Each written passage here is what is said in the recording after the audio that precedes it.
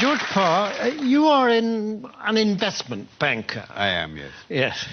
And as such, you have your fingers right on the pulse of the financial market. Yeah, very much so, yes. And during the summer, there's been a great deal of turbulence and volatility in the market, yes. Tremendous, yes, tremendous.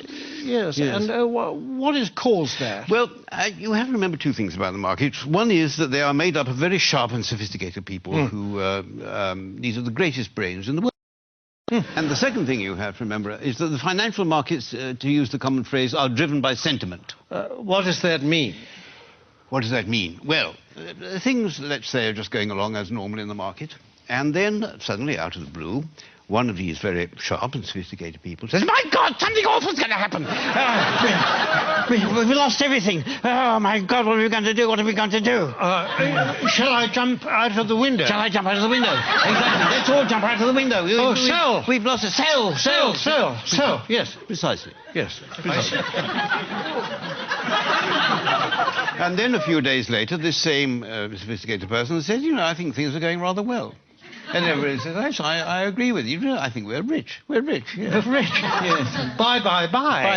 Yes. Yes. And that's what we call market sentiment. Yes. Surely we are exaggerating just a bit, aren't well, we? I don't know. I mean, in August, in the middle of August this year, when the market absolutely plunged in London, a well-known city firm, State Street Global Markets, issued a statement in which it said, and I quote, "Market participants don't know whether to buy on the rumour and sell on the news, do the opposite, do both, or do neither, depending on which way the wind is blowing," unquote. Yes, and this is the kind of rigorous analysis the companies will pay huge salaries for. Yes, exactly. And a few days later, when the markets had gone up a little bit, the senior equities advisor on ABM Ambro Morgan said, and I quote, "We're back to happy days again." Well, no price is too high for that kind of mature wisdom. Certainly is it? not. And the reason this sort of people are paid millions of pounds in bonuses. Yes, of course. During this summer, there have been actual causes behind the volatility in the markets, haven't there? I mean, specifically and especially in America, granting vast numbers of mortgages to people who can't afford them on properties which are diminishing in value. It's the so-called subprime situation, yes. The subprime market. Yes. How does that work, in fact? Well, imagine, if you can, say, an unemployed black man sitting on a crumbling porch somewhere in Alabama in his string vest, and a chap comes along and said, "Would you like to buy this house before it falls down? And why don't you let me lend you the money?" And is this chap who says this, is he a banker? Oh, no. He's a mortgage salesman. His income depends entirely on the number of mortgages that he can arrange. So his judgment to arrange mortgages is completely objective? Completely objective, yes, absolutely. It would. Yes. And what happens next? Well, then this debt, this mortgage, is taken, bought by a bank and packaged together on Wall Street with a lot of other similar debts. Without going into much detail about what is actually... Without going into any detail, no, it's far too boring. And so this is put into a package of debt, and then it's moved on to Wall Street, and this is extraordinary what happens then, that somehow this package of dodgy debts stops being a package of dodgy debts and starts being what we call a structured investment vehicle. An SIV? An SIV, exactly, yes. Yes, I see. And then someone like you comes along and buys it. I buy it, yes, and then I will ring up, I don't know, somebody in Tokyo and say, "Look, I've got this package, do you want to buy it?" And they say, "What's in it?" And I say, "I haven't got the faintest idea." And they say, "How much do you want for it?" And I say, $100 million, and then they say, "Fine, that's it." And that's the market.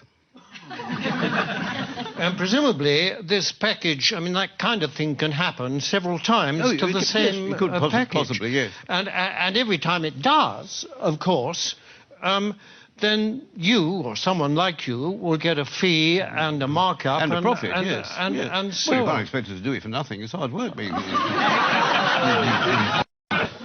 in view of the fact that in these packages there's a lot of dodgy debt, what is it about it that attracts the financial risk takers? Yes, well, because these hedge funds, as they're called, which specialize in these debts, they all have very good names.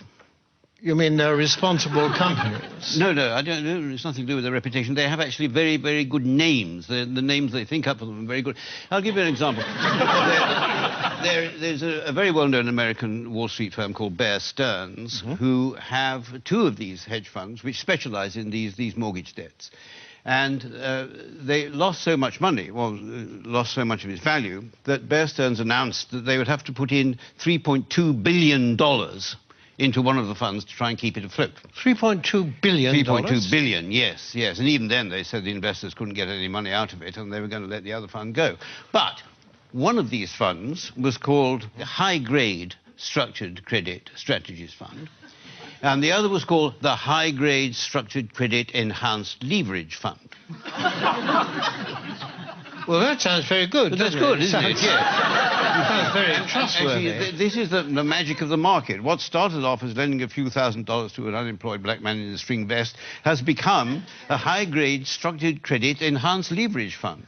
I like the sound of it. It is good. Well, it sounds very trustworthy. I mean, it's got good words in it. It's got words like high. High is good. High is good. Yes. Better than low, anyway, isn't it? Yes, absolutely. And structured is another good word. Very good. Enhanced is... I love enhanced. Enhanced is very... I mean, I'd buy anything if it said enhanced. Absolutely, yes. Yes. It might have been different if it said the unemployed black man in the string vest fund, but yes, because then alarm bells might start to ring. But despite these very plausible names, surely the reality is that the people that lent all this money have been incredibly stupid. Oh, no. The reality is that what was stupid is, for some point, somebody asked how much money these houses were actually worth. I mean, if they hadn't bothered to ask that question, then everything would have gone on as perfectly normal. But unfortunately, they did. I see, but now, you see, people are saying the crisis is likely to turn into financial meltdown. I mean, can that be avoided? It can be avoided, provided that governments and central banks give us, the financial speculators, back the money that we've lost. But isn't that rewarding greed and stupidity? No. It's rewarding what the Prime Minister Gordon Brown called the ingenuity of the markets. That is You see, and we don't want this money to spend on ourselves. We want this money just to go into the market so that we can carry on borrowing and lending money as if nothing had happened without thinking too much about it. Yes, but if the worst came to the worst and you didn't get this money, what then? Well, then there'd be another market crash, and then I would say to you what people like me always say, that it's not us that will suffer, it's your pension fund. Thank you very much, George Parr. A pleasure.